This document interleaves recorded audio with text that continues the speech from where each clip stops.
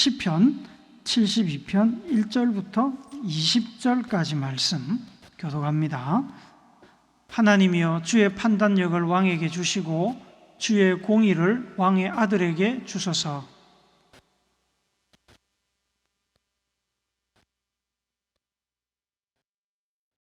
의로 말미암아 산들이 백성에게 평강을 주며 작은 산들도 그리하리로다.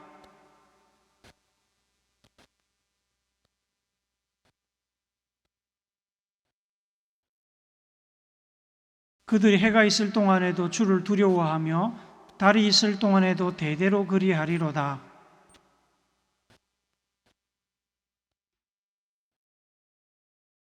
그의 날에 의인이 흥왕하여 평강의 풍성함이 달이 다할 때까지 이르리로다.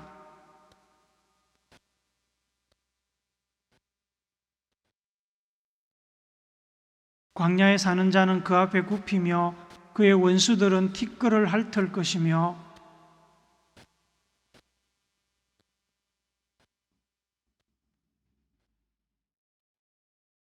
모든 왕이 그의 앞에 부복하며 모든 민족이 다 그를 섬기리로다.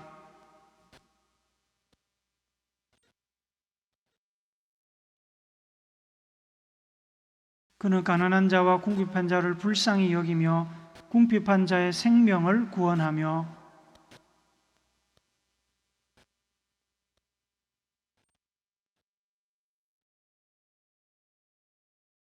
그들이 생존하여 스바의 금을 그에게 드리며 사람들이 그를 위하여 항상 기도하고 종일 찬송하리로다.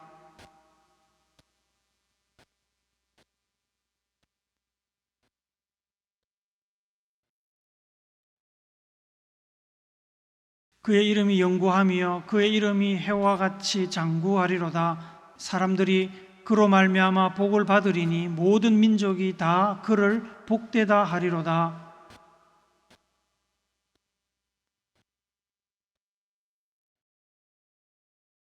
그 영화로운 이름을 영원히 찬송할지어다. 온 땅에 그의 영광이 충만할지어다. 아멘, 아멘. 아멘.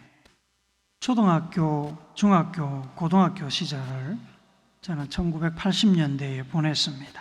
초중고등학교를 보내는 동안에 다른 시기 다른 환경에서 선생님 중에 몇 분이 미국에 관한 비슷한 이야기를 몇 번 하신 적이 있어서 그 이야기 내용을 기억하고 있습니다. 미국은 법질서를 잘 지키는 선진국이고 법질서를 어기면 매우 엄하게 책임을 묻는다고 했습니다. 그러면서 한국 사람들이 미국에 가서 하는 실수에 관한 이야기를 해주셨습니다. 한 한국 남성이 사람도 차도 없는 한적한 도로를 운전해 가다가 횡단보도를 만났는데 마침 빨강 신호여서 차를 세워야만 했습니다만 전후좌우를 둘러봐도 아무도 없어서 한국에서 하던 습관대로 정지신호가 들어온 횡단보도를 그냥 지나쳤습니다. 하지만 그곳은 미국이었습니다. 어떻게 알았는지 얼마 가지 않아서 경찰 사이렌 소리가 나더니 경찰차가 다가왔고 경찰이 차를 세우라고 수신호를 보냈습니다. 경찰은 신호를 위반했다고 지적하며 벌금 딱지를 끊었습니다. 어딘가에서 숨어서 보고 있었던 것입니다. 법을 어겼으니 할 말이 없었던 이 한국 남성은 비싼 수업료를 내고 교통신호를 지켜야 한다는 교훈을 얻었다고 합니다. 준법 정신을 잘 지키자 이런 의도로 선생님들이 그 얘기를 해주셨던 것 같습니다. 그 당시 우리나라는 차츰 경제가 좋아지며 GDP가 올라가고 있었습니다. 88 올림픽 유치가 확정되고 나라 전체가 급격한 성장과 동시에 군부 쿠데타, 민주화 운동까지 더해지며 사회 곳곳에서 변화의 경랑을 지나고 있었습니다. 성장통을 겪고 있었습니다. 차츰 자가용을 타고 다니는 사람들이 늘어나서 도로는 복잡해졌지만 교통법규나 시설, 준법 정신은 차량 증가 속도를 따라잡지 못했습니다. 오늘날에도 교통법규가 세밀하지 못해서 분쟁이 생기는 경우가 많은데 그때는 오죽했겠습니까? 법도 제대로 갖추어지지 않았는데 운전자들의 준법 정신을 이야기하는 자체가 어울리지 않았습니다. 기억하시는지 모르지만 교통경찰의 단속도 문제가 많았습니다. 경찰들마저 법규를 어긴 운전자들에게 돈을 받고 법규 위반을 눈감아주는 어처구니 없는 일들이 많이 있었습니다. 그때 도로교통을 담당하는 경찰들은 3년이면 집을 한 채 산다는 말이 공공연하게 돌았습니다. 특히 고속도로 경찰을 하려는 사람들이 많았습니다. 수입이 훨씬 좋고 발각될 일이 없었습니다. 법이 제대로 갖춰지지 않고 또한 법을 제대로 지키지 않고 법을 지키도록 엄하게 법 적용을 안 하면 사회가 혼란스럽게 되고 사고도 많이 나고 불법적인 일들이 기승을 부리고 법을 고무줄처럼 적용해서 힘없고 배경 없는 사람들이 억울한 일도 많이 당합니다. 그렇게 되면 사람들은 어떤 일이 일어날지 모르기에 늘 불안감을 안고 살아야 합니다. 범죄자들이 활개를 치고 치안이 불안하면 사람들이 밖으로 나가 돌아다니는 것조차 무서워지는 겁니다.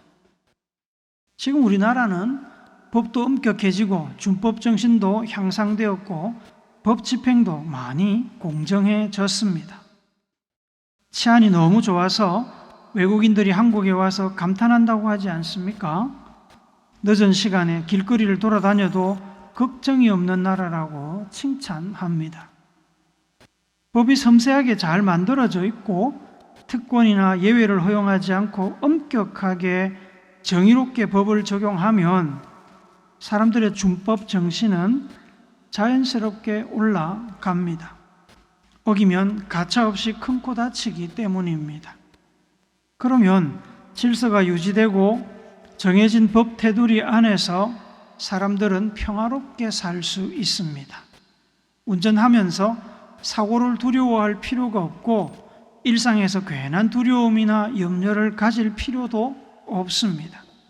법을 지키고 살면 염려나 두려움 없이 자유롭게 평안하게 살 수 있다는 믿음이 생기면 사람들은 마음의 평안을 얻고 삶의 만족도는 올라갑니다. 본론으로 들어가기 전에 미리 말씀을 드릴 것이 하나 있습니다. 시편은 총 150편으로 되어 있는데 5권으로 분류가 됩니다. 제1권은 1편부터 41편까지고 제2권은 42편부터 72편까지, 제3권은 73편부터 89편까지, 제4권은 90편부터 106편까지, 제5권은 107편부터 150편으로 나누어집니다. 오늘 우리가 읽은 본문은 제2권의 마지막 시편입니다. 이 5권으로 나누는 것은 공식적인 분류라기보다는 각 권의 시작과 끝에 오는 특별한 표현이 반복되거나 주제의 흐름이 달라지는 점 등으로 인해 인위적으로 나눈 것입니다. 일반적으로 시편 72편 18절부터 20절은 제2권을 마무리하는 찬양 문구로 여깁니다. 그래서 시편 72편의 본문은 1절부터 17절까지입니다. 본 시편 72편은 솔로몬의 시라고 표제가 설명하고 있습니다. 솔로몬이 자신과 자신의 후대 왕들을 위해 하나님께 드리는 기도입니다. 1절을 한 번 더 같이 읽읍시다. 시작. 하나님이여 주의 판단력을 왕에게 주시고 주의 공의를 왕의 아들에게 주소서. 시인은 왕인 자기에게 하나님의 판단력 혹은 통치력을 달라고 기도합니다. 그리고 왕의 아들 후손들에게 하나님의 공의를 달라고 기도합니다. 판단력 혹은 통치력은 왕정국가에서 최종 재판관인 왕이 백성들 사이에서 일어나는 여러 가지 소송의 최종 판결을 내릴 때 필요한 재판관으로서의 자질입니다. 시인은 특별히 하나님의 판단력, 통치력을 달라고 기도합니다.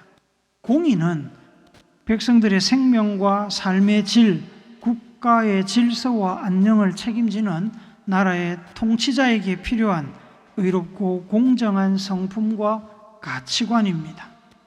여기서도 사람의 공의가 아니라 하나님의 공의를 구하고 있습니다.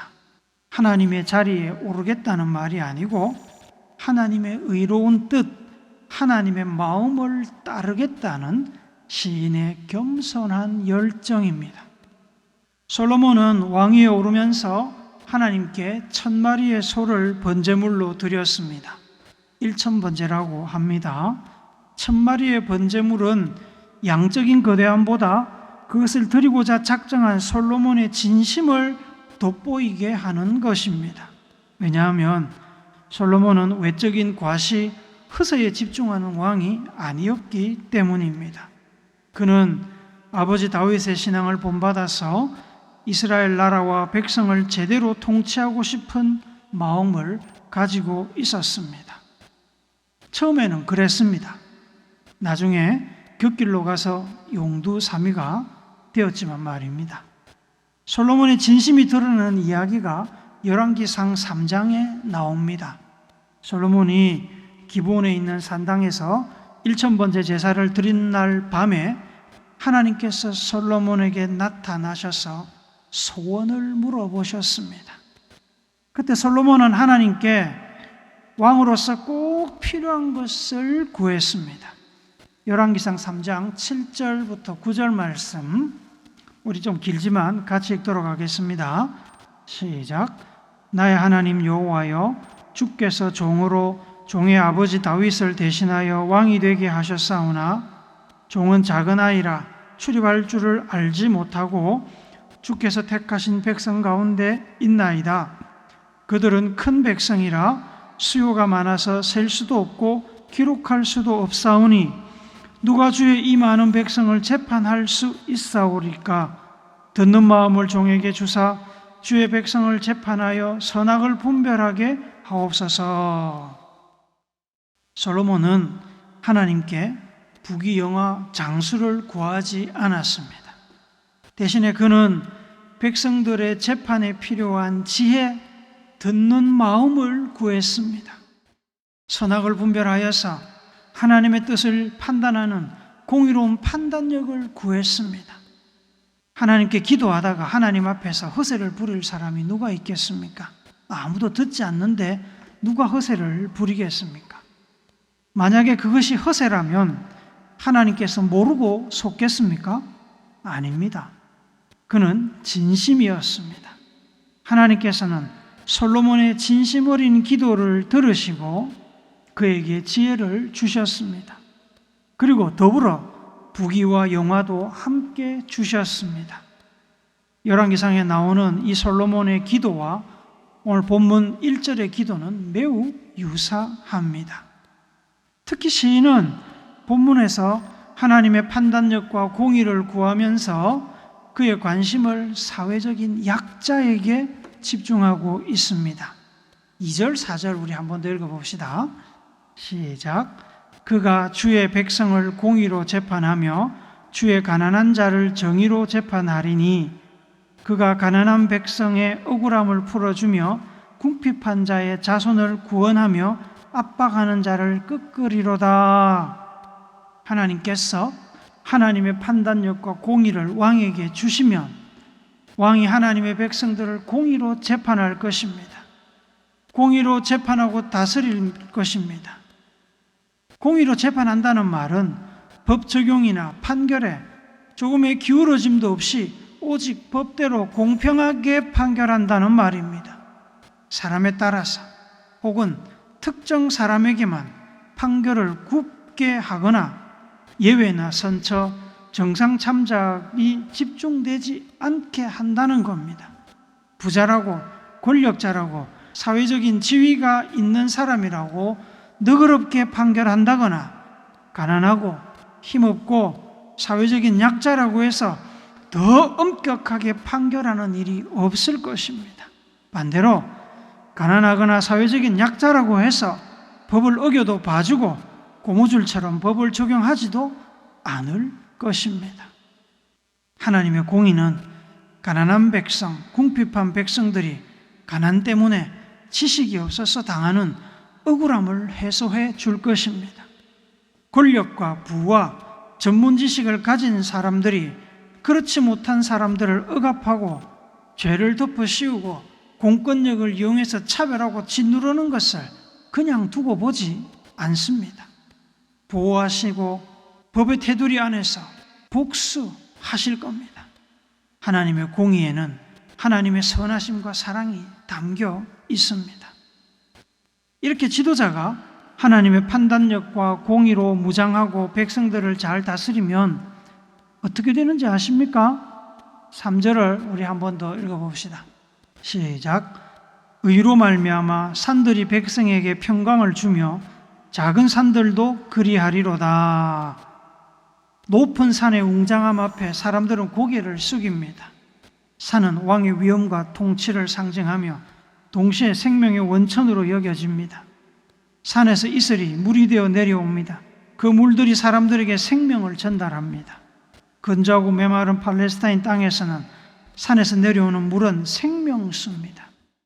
왕이 하나님의 판단력과 공의로 나라를 다스리면 왕의 의로우신 통치로 인한 낙수 효과를 백성들이 보게 됩니다.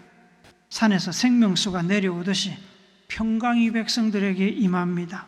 앞서 말씀드렸듯이 법이 제대로 세워지고 적용되어서 질서가 서면 백성들은 흔들림 없고 변칙이 없는 법의 테두리 안에서 안심할 수 있습니다. 두 발 뻗고 잘 수 있습니다. 평안을 누립니다. 5절에 보면 그들이라는 말이 나오는데 이 말은 아마도 앞선 4절에 압박하는 자를 의미하는 것으로 생각됩니다. 5절에서 주로 번역된 것은 왕을 의미합니다. 하나님의 판단력과 공의로 왕이 통치하는 동안에는 약한 자를 억압하는 악인들은 왕을 두려워해서 나쁜 짓을 하지 못하게 될 것입니다. 하나님의 판단력과 공의로 통치하는 왕이 왕자에 있는 것은 백성들을 위해서 좋은 일입니다. 당연히 백성들은 하나님의 판단력과 공의로 통치하는 왕이 계속 왕자에 있기를 바라겠지요.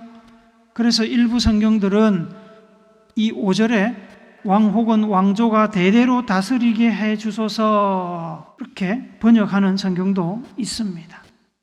하나님의 판단력과 공의로 통치하는 왕이 가져다주는 이로움을 6절은 메마른 대지 위에 내리는 비, 소낙비로 묘사합니다. 가뭄의 땅이 메말라 갈라지고 곡식들은 물이 없어 말라 죽고 사람들도 마실 물이 없어서 공경에 처할 때 내리는 비는 땅과 사람을 살리는 생명수입니다. 하나님의 판단력과 공의로 다스리는 이 통치는 백성들에게 생명수와 같습니다. 콩 심은 데 콩 나고 팥 심은 데 팥 나는 것처럼 왕이 하나님의 공의로 다스리면 백성들에게서도 의인이 싹을 틔우고 성장합니다. 그래서 7절은 그의 날에 의인이 흥왕하여 평강의 풍성함이 달이 닿을 때까지 이르리로다 라고 노래합니다. 밤하늘에 달이 다 다르려면 얼마나 있어야 할까요? 우리에겐 영원한 훗날이 아니겠습니까? 그때까지 평강이 있을 것이다 이 말입니다. 왕이 하나님의 판단력과 공의로 나라를 다스리면 그렇게 될 것입니다. 이렇게 왕이 하나님의 판단력과 공의로 나라를 다스리면 하나님께서 복을 주십니다. 하나님의 뜻대로 나라를 다스리는데 당연히 복을 주시지 않겠습니까? 솔로몬 왕이 변질되기 전에 그의 통치가 이와 같았습니다. 솔로몬 왕은 하나님께서 주신 지혜와 복으로 인해 전무후무한 부귀영화 태평성대를 누렸습니다. 본문 8절부터 17절은 하나님의 판단력과 공의로 통치하는 왕이 누리게 될 영광을 나타내고 있는데 11절 말씀 우리 같이 읽어봅시다. 시작. 모든 왕이 그의 앞에 부복하며 모든 민족이 다 그를 섬기리로다. 17절도 읽어봅시다. 시작. 그의 이름이 영구하며 그의 이름이 해와 같이 장구하리로다. 사람들이 그로 말미암아 복을 받으리니 모든 민족이 다 그를 복되다 하리로다. 왕정시대를 배경으로 한 영화들을 보면 신하들은 왕을 향해 만수무강을 누리소서라고 축복합니다. 하지만 그럴 수 없습니다. 그죠? 그럴 수 없다는 것을 왕도 알고 신하들도 압니다. 100년이면 다 죽습니다. 그것을 알면서도 왕에게 만수무강의 복을 비는 것은 왕이 가지는 신적인 존재감 때문일 것입니다. 오래 살면서 왕권을 누리라고 하는데 싫어할 사람이 어디 있겠습니까? 시인 솔로몬 왕은 하나님의 판단력과 공의를 실현함으로 복을 받아 자신과 자신의 왕조가 이 땅에서 영원히 지속되기를 소망하며 8절부터 17절에 나오는 찬양의 시를 썼습니다. 그런데 이 시편 72편을 다윗 왕과 후손 왕들을 위한 시라는 전제 조건을 생각하지 않고 읽으면 이 시편은 영락없는 하나님 혹은 하나님의 아들 예수님을 향한 찬양시로 읽힙니다. 하나님의 아들 예수님은 이 땅에 오셔서도 그랬지만 지금 하느님 보좌 우편에 앉아서 하나님과 함께 온 세상을 다스리고 계십니다. 하나님의 아들은 당연히 하나님의 통치 철학을 따라서 세상을 다스리지요. 하나님의 판단력과 하나님의 공의로 세상을 다스리며 의로운 평가와 판단을 하십니다. 시인이 특별히 4절에서 가난한 사람들의 억울함을 풀어주고 궁핍한 이들을 구원하며 압박하는 폭력을 써서 약자들을 괴롭히는 자들을 꺾으신다고 말씀하신 것은 예수님께서 이 땅에서 보여주신 삶의 태도와 일치합니다. 예수님께서는 자신이 그리스도임을 의심하는 세례 요한의 제자들에게 이렇게 말씀하셨습니다. 누가복음 4장 18절 19절 같이 읽습니다. 시작. 주의 성령이 내게 임하셨으니 이는 가난한 자에게 복음을 전하게 하시려고 내게 기름을 부으시고 나를 보내사 포로된 자에게 자유를 눈먼 자에게 다시 보게 함을 전파하며 눌린 자를 자유롭게 하고 주의 은혜의 해를 전파하게 하려 하심이라 하였더라. 가난한 자, 포로된 자, 눈먼 자, 눌린 자들은 모두 사회의 약자들입니다. 이 말씀은 이사야 선지자의 메시아에 대한 예언을 인용한 것으로 예수님께서 이 땅에 살면서 성취하셨습니다. 약한 자들, 낮은 자들의 친구가 되어 주셨습니다. 누가복음 4장 18절 19절의 이 말씀과 비슷한 말씀이 우리가 좀 전에 읽었던 시편 72편 4절에도 나오지만 12절과 14절에도 나옵니다. 우리 같이 한 번 더 읽어봅시다. 시작. 그는 궁핍한 자가 부르짖을 때에 건지며 도움이 없는 가난한 자도 건지며 그는 가난한 자와 궁핍한 자를 불쌍히 여기며 궁핍한 자의 생명을 구원하며 그들의 생명을 압박과 강포에서 구원하리니 그들의 피가 그의 눈앞에서 존귀 여김을 받으리로다. 이 말씀은 왕보다 오히려 예수님께 더 어울리는 말씀으로 보입니다. 앞서 보았던 11절, 17절의 찬양 역시 왕보다는 만왕의 왕이시며 삼위일체 하나님이시며 하나님의 보좌 우편에 앉아서 세상을 다스리시는 예수님께 더 잘 어울립니다. 모든 왕이 그의 앞에 부복하며 모든 민족이 다 그를 섬기리로다. 그의 이름이 영구하며 그의 이름이 해와 같이 장구하리로다. 사람들이 그로 말미암아 복을 받으리니 모든 민족이 다 그를 복되다 하리로다. 솔로몬 왕이 많은 나라로부터 예물을 받고 칭송을 받았지만 모든 나라들로부터 받지는 못했습니다. 하나님만이, 예수님만이 세상 모든 나라와 민족의 찬양받기에 합당하신 분입니다. 사랑하는 성도 여러분, 우크라이나와 러시아, 이스라엘과 중동의 여러 나라들 사이에서 시작된 전쟁이 세계적으로 새로운 전쟁의 시대, 혼란의 시대를 열었습니다. 미국에서 시작된 무역 관세 전쟁도 군사적 충돌과 함께 세계적으로 큰 혼란과 질서 재편을 일으키고 있습니다. 남북 분단과 휴전 속에 있는 우리에겐 전쟁의 위협이 저 먼 달나라 이야기가 아니고 피부에 와닿는 현실이라 더 무섭게 다가옵니다. 우리가 이 땅에서 이루어지기를 기대하는 하나님의 나라는 하나님의 판단력과 하나님의 공의로 다스리는 나라입니다. 하나님의 뜻이 이루어지는 곳이 하나님의 나라입니다. 하나님의 나라는 하나님께서 통치하십니다. 가난한 자와 부자, 힘 있는 자와 없는 자, 건강한 자와 약한 자에 대한 차별이 없습니다.